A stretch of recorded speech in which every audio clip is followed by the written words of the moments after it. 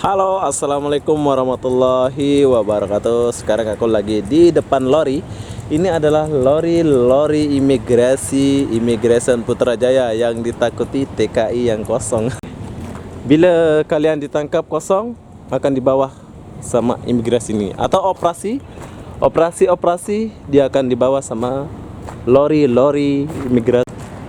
Kenapa aku bilang lori ini ditakuti sama TKI yang kosong? Sebab lori ini pengangkut TKI yang kosong ya. Tuh lihat, wow. Setelah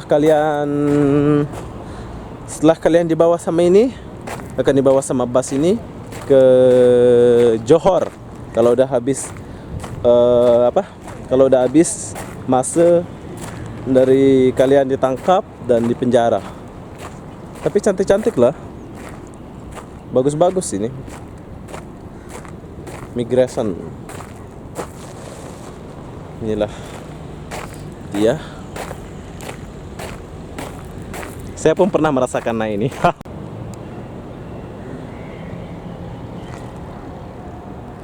Jom kita naik dulu sekejap. Mumpung ada pintu terbuka, kita kamar. Boleh naik gak? Ting. Halo. Wow, macam ini penampakannya, bos. Nggak ada orang jaga, jadi aku buat video. Nah, disinilah orang duduk nanti. Oh, ada bekas roti. Oh, ada duit 5%. Ada duit. Nah, di sini duduk. Wih.